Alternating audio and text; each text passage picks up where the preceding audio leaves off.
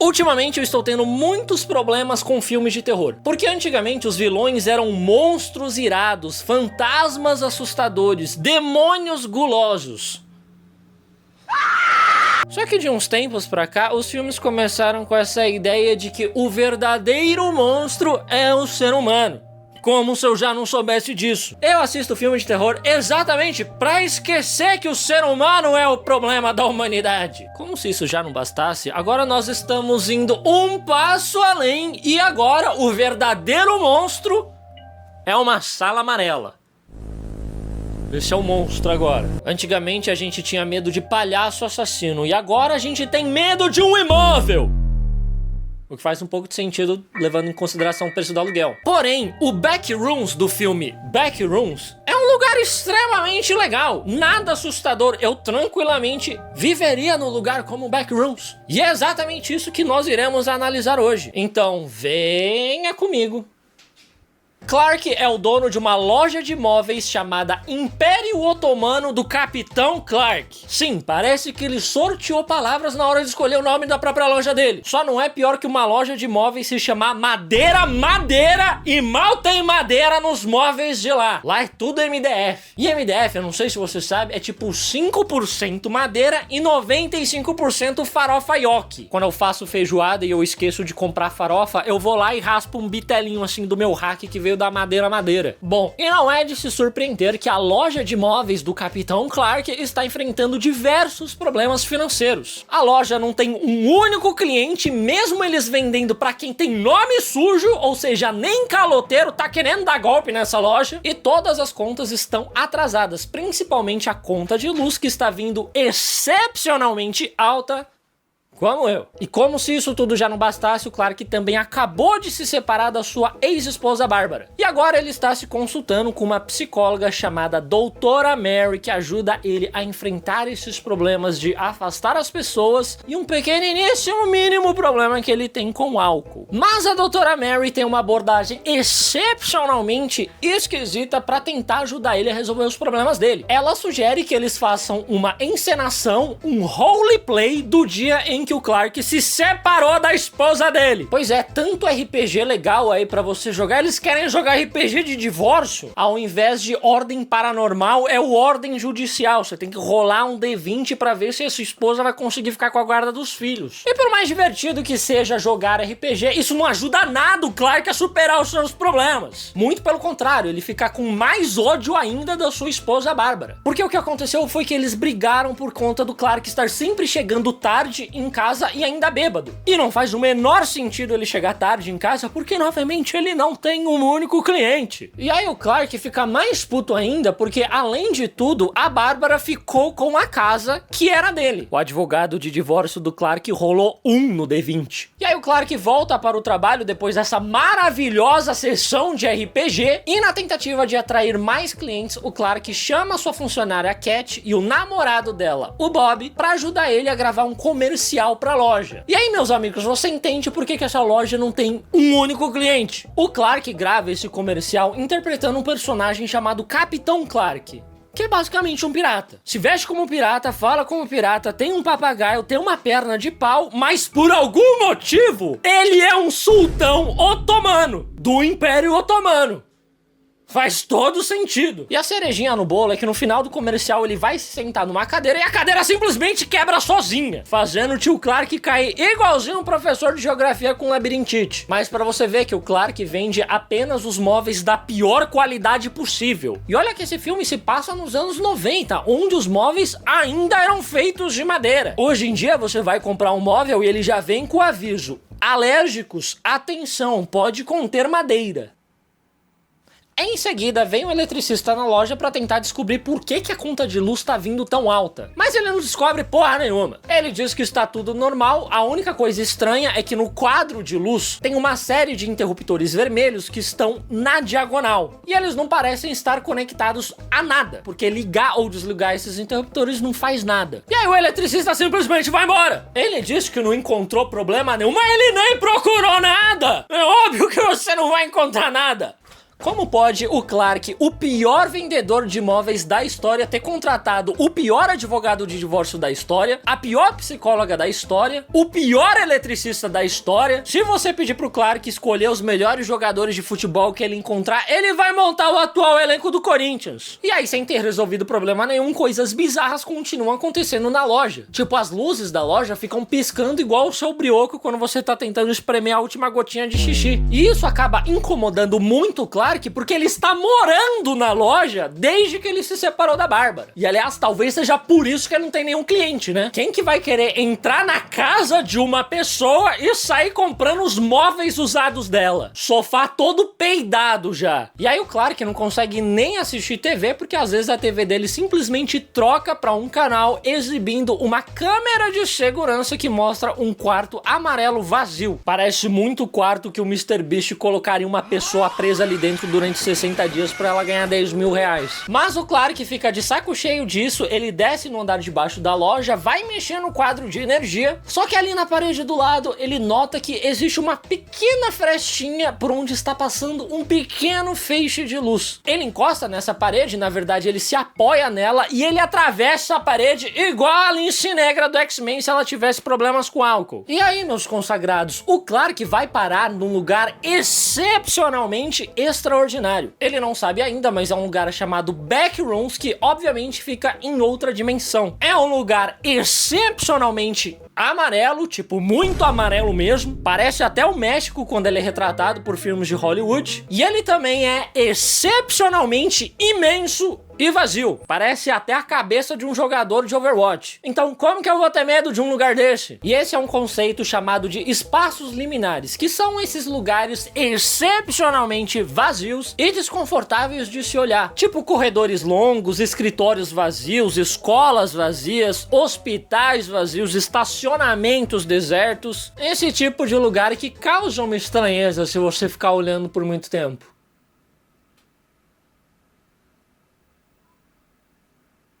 Mas eu particularmente não acho isso medonho também. Pra quem cresceu em São Paulo, onde é tudo cheio para um caralho, encontrar um lugar vazio desses é tipo achar Gatorade no deserto. E outra coisa, como é que eu vou ter medo de um lugar vazio assim, se quando eu comecei a morar sozinho, meu apartamento era idêntico a esse lugar? Se botar um colchão no chão ali do Backrooms, botar um micro-ondas e um computador, é exatamente o primeiro apartamento que eu morei sozinho. Bom, mas o Backrooms é uma dimensão excepcionalmente alternativa que se expande infinitamente, e ele vai sendo criado através das memórias das pessoas. Em outras palavras, é tipo quando você abre o seu mundo do Minecraft para os seus amigos entrarem e eles saem criando todo tipo de aberração ali dentro. Eles vão lá e eles destroem a mansão que você construiu pro seu cachorro para construir uma torre do pinto. E como o Backrooms é construído através das memórias, o Clark encontra várias coisas familiares. Logo na entrada já tem uma pilha de móveis simbolizando a loja de móveis, e ele também encontra uma salinha que representa o exato momento em que ele estava gravando aquele comercial da loja. Porque tem a exata cadeira que quebrou, tem o papagaio do Capitão Clark, tem o tênis do Bob, tem as sandálias da Cat. E isso mostra que o Backrooms cria exposições de arte excepcionalmente iradas com as suas memórias, dignas de estarem expostas no MASP. Muito provavelmente a sua memória de ter se cagado na sexta série causando um dos maiores traumas da sua vida iria virar uma linda varanda gourmet no Backrooms.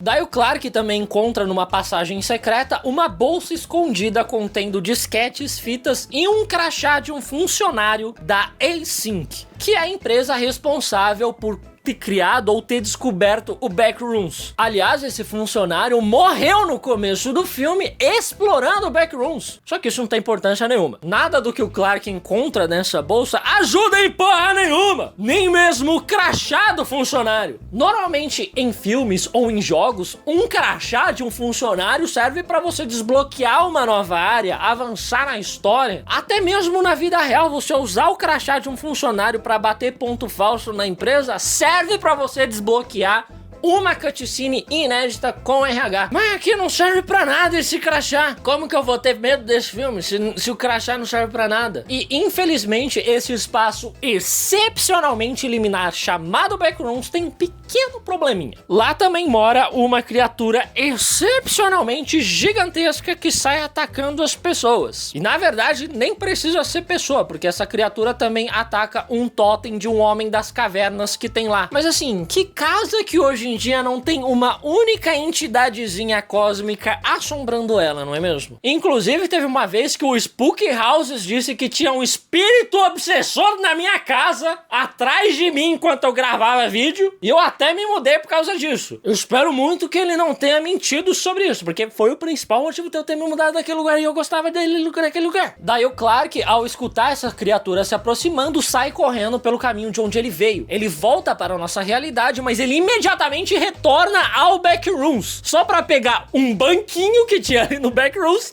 e voltar para a loja de móveis. Sim, o cara voltou para o lugar onde ele estava sendo perseguido por uma entidade cósmica assassina só pra pegar um banquinho. E pra mim essa é a melhor parte do filme, porque nada resume mais a essência masculina do que essa cena. Todo homem, sem exceção, algum dia vai voltar pra casa com algum móvel que ele achou largado na rua que estava em ótimas condições. Aliás, meu padrasto mobiliou metade da casa dele assim. Eu não sei que necessidade genética é essa, mas ela existe. Uns dias depois, o Clark se encontra com a doutora Mary completamente eufórico, porque ele passou o final de semana inteiro só explorando Backrooms. Ele diz quão incrível é o lugar e ele mostra que ele já até mapeou várias áreas e seções do Backrooms. E eu sei que à primeira vista o Clark pode soar completamente insano, mas se a Mary fosse uma psicóloga boa de verdade, ela conseguiria enxergar através dessa insanidade e ver que existe alguns traços de neurodivergência no Clark. Porque primeiro, o Clark sente muita dificuldade em socializar. Segundo, ele passou o final de semana inteiro só mapeando o Backrooms.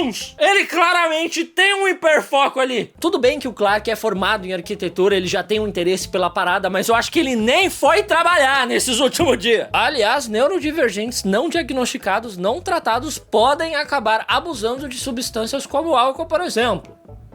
Que é o caso do Clark. Mas a doutora Mary novamente se mostra uma pessoa completamente inapta a exercer a sua profissão e ela apenas fica muito cética em relação às coisas que o Clark tá dizendo pra ela. E aí ele diz que vai voltar com provas de que o Backrooms é real e ela vai ter que pedir desculpas pra ele. Daí o Clark chama a Cat e o Bob pra explorar o Backrooms e filmar essa grande aventura. Os caras doidinhos pra virar found footage. Eles entram no Backrooms e o Clark amarra o Bob com uma corda pra ele conseguir descer por uma passagem bem apertada e íngreme e chegar numa sala cheia de roupa suja e lixo. Sim, pra você chegar na lavanderia do Backrooms, você tem que fazer um divertidíssimo rapel integrando o lazer às tarefas domésticas do seu dia a dia. Lá embaixo, o Bob encontra uma cópia exata da sua própria camiseta, porque pelo visto o Backrooms faz cópia das suas roupas. Inclusive, estou vendendo várias camisas de time 100% originais ali do Backrooms. Quem tiver interesse.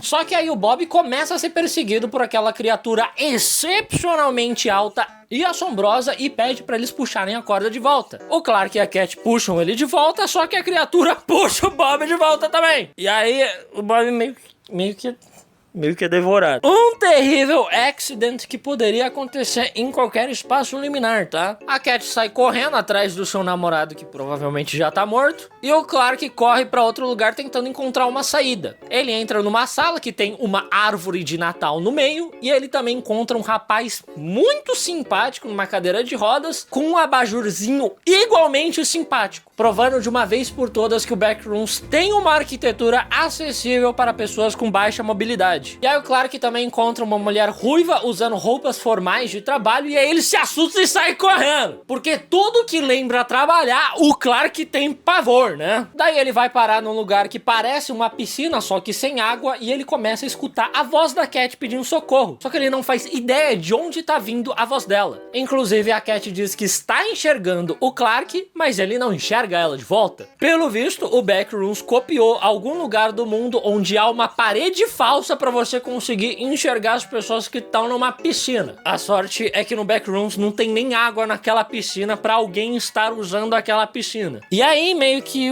O Clark é pego por essa criatura cósmica assombrosa e o filme corta pra mostrar a perspectiva da Doutora Mary. A Doutora Mary teve uma infância muito desafiadora, porque quando ela era criança, a mãe dela era meio paranoica e não deixava ela sair de casa. Ela não podia nem mesmo olhar através da sua janela.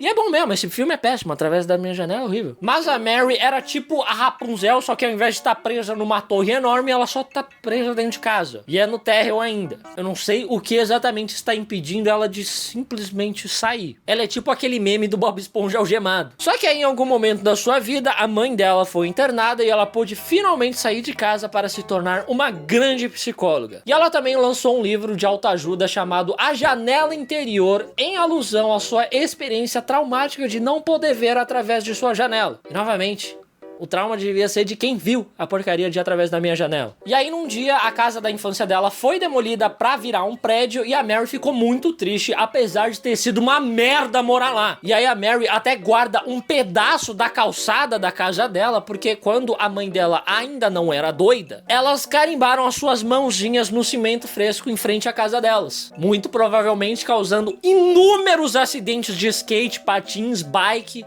patinete. Talvez a mãe dela não deixava ela olhar através da janela porque ela ia encontrar um monte de skatista querendo bater nelas. Porra, elas fudendo a calçada perfeita, lisinha. Enfim, num dia a Mary recebe uma mensagem na secretária eletrônica do Clark dizendo que ele não vai mais voltar pra terapia porque ele estará ocupado demais explorando backrooms. E aí, meus consagrados, a doutora Mary decide simplesmente ir atrás dele. Eu não sei quão ético e profissional é você ir atrás de um paciente que não te quer mais, mas tudo bem, né? Vamos deixar ela fazer isso. Talvez a mãe dela tenha deixado ela presa dentro de casa porque essa menina é doida. A doutora Mary vai até a loja de móveis, que já parece estar abandonada há algum tempo, visto que há inúmeras correspondências debaixo da porta. E aí ela simplesmente entra na loja, porque a porta está aberta, está destrancada. E aí você começa a entender quão merda é essa loja, que ninguém tentou roubar móvel nenhum. A Mary encontra a entrada do backrooms, ela vê uma mosca atravessando a parede e decide entrar também. E muito provavelmente essa mosca é uma daquelas moscas que voam em cima da bosta, porque eu não sei aonde o Clark está cagando. A Mary entra no backrooms, sim, a filha da puta entra em outra dimensão pra ir buscar um paciente que não quer ela mais, e ela encontra uma parede com desenhos excepcionalmente irados e várias coisas escritas. O que chama mais atenção é o desenho de um pirata gigantesco segurando uma pessoinha pequenininha que está tentando atacar ele com um cabideiro.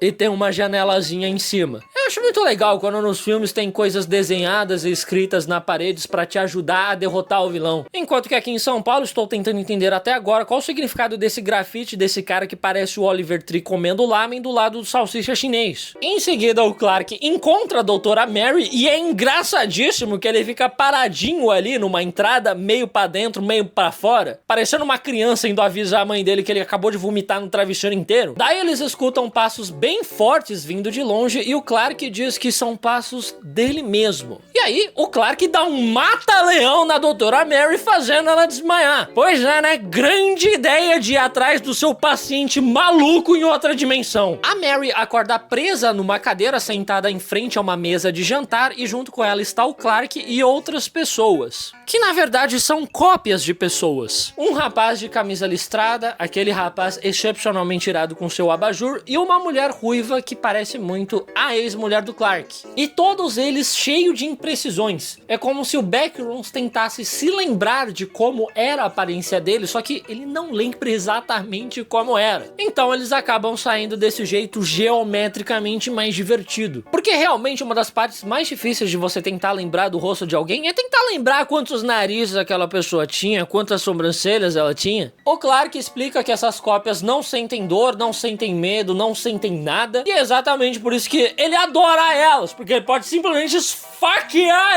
eles.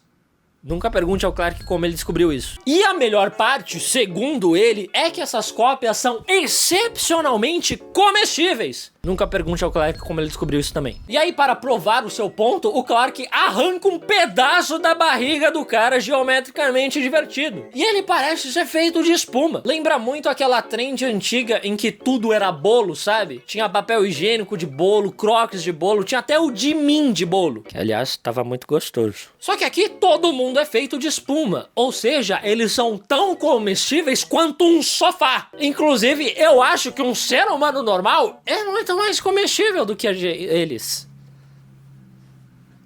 Daí o Clark coloca esse pedaço de espuma no pratinho pra Mary comer, sendo que ela tá amarrada. Como que ela vai conseguir comer esse estofado? Daí o Clark abre a geladeira pra pegar leite. Nunca pergunte ao Clark de onde vem esse leite. E ele acaba revelando sem querer que ele guarda a cabeça decepada da Cat na geladeira. E aí ele comenta que ele não pôde salvar a Cat. Mas assim, se você não pôde salvar a Cat, por que você guarda a cabeça dela na geladeira? É tipo você guardar um pedacinho da sua fimose operada na geladeira. Um dia você vai acabar se confundindo e fritando pensando que é bacon. E vai ser a pior carbonara que você vai comer na sua vida. Assim que a doutora Mary vê aquela cabeça, ela fica desesperada tentando sair, mas o Clark diz que só vai liberar ela depois que eles fizerem uma pequena encenação daquele momento em que a Bárbara pediu o divórcio dele. Só que dessa vez, pra dar uma incrementada, o Clark arranca o couro cabeçudo da mulher ruiva que tá ali pra fazer uma peruca e colocar na doutora Mary. Acho que a doutora nunca se arrependeu tanto de ter ensinado RPG pra esse cara. E um detalhe muito interessante que apenas rapazes excepcionalmente liminares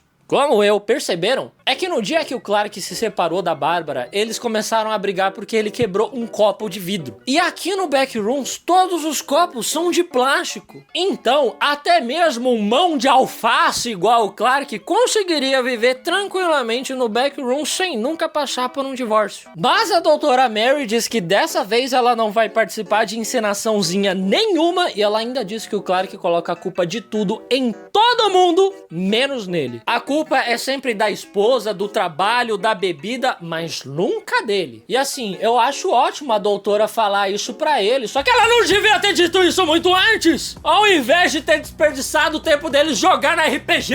Só agora, essa desgraçada decidiu exercer a profissão dela. Daí o Clark pergunta pra ela como que ele faz pra parar desse jeito, e ela diz que ela não faz ideia, que ela é incapaz de salvar qualquer pessoa. Da mesma maneira que o Clark é uma péssima pessoa, ela também é uma péssima psicóloga. Só que assim, se ela já sabia que ela era incapaz de salvar qualquer pessoa, o que ela veio fazer aqui? Por que ela veio em outra dimensão tentar salvar o Clark? É tipo se o Homem-Formiga tentasse salvar alguém do Homem-Tamanduá. E aí o Clark finalmente admite que ele nunca quis mudar de verdade. O cara tava indo na terapia fingindo que ele queria melhorar, e a terapeuta dele fingindo que tava querendo ajudar. Era o match perfeito. E aí ele diz que ele gosta muito de espaços excepcionalmente liminares como Backrooms e ele quer continuar morando ali. Não tem que pagar aluguel, os móveis são de qualidade, tem vários amigos, tem a peita do Coringão e vários outros modelos também. É do Brasa, Arsenal, várias peitas. É só me mandar DM.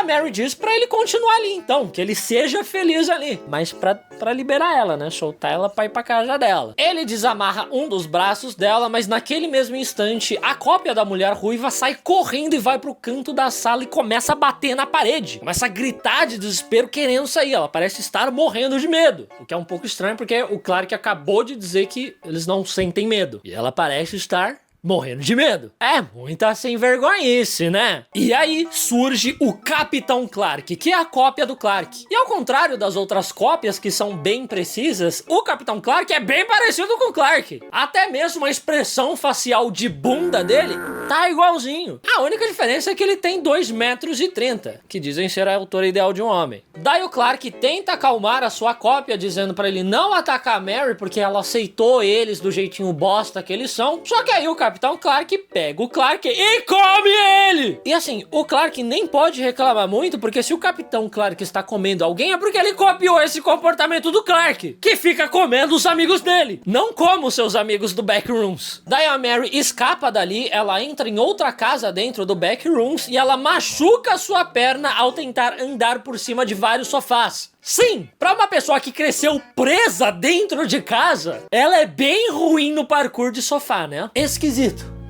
no mínimo esquisito. Mas ela consegue escapar até uma área que é uma réplica da loja de móveis. Ela ataca o Capitão Clark usando o cabideiro igualzinho aquele desenho na parede. Ela teve que usar detonado pra conseguir derrotar o vilão. E aí ela, sem querer, ativa uma armadilha da Async, a empresa responsável por monitorar o Backrooms. E essa armadilha fica naquele totem do Homem das Cavernas, porque eles perceberam que o Capitão Clark ataca esse totem. A armadilha aciona vários extintores que parecem enfraquecer a criatura, e a Mary ataca ele usando o pedaço da calçada que ela guarda no bolso. Por algum motivo, ela anda com aquele pedaço de calçada no bolso dela, como se fosse um gloss da Francine Elk. E esse negócio é muito eficiente ao atacar o Capitão Clark. Provavelmente aquela calçada tem energia amaldiçoada dos inúmeros skatistas que morreram ao tentar fazer manobra naquela calçada. Daí ela escapa por uma fresta na parede e do outro lado aparecem funcionários da Async que levam ela embora. Ela é levada até uma sala onde ela é interrogada por um homem chamado Phil, e a Mary pergunta se ela vai poder sair dali.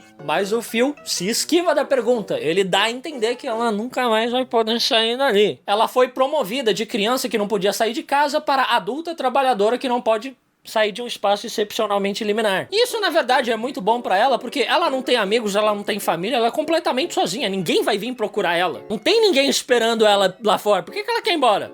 É muita sem vergonhice, né? E para acomodar a nova moradora, a gente vê que o Backrooms já começou a criar várias salas com as memórias da Mary. Tem a casa antiga dela, a casa atual dela, o escritório de psicologia dela. Eles até fizeram uma cópia da própria Mary. E aí os caras querem que eu tenha medo desse filme, sendo que o Backrooms é irado. E as camisetas são iguaizinhas originais. Iguaizinhas originais.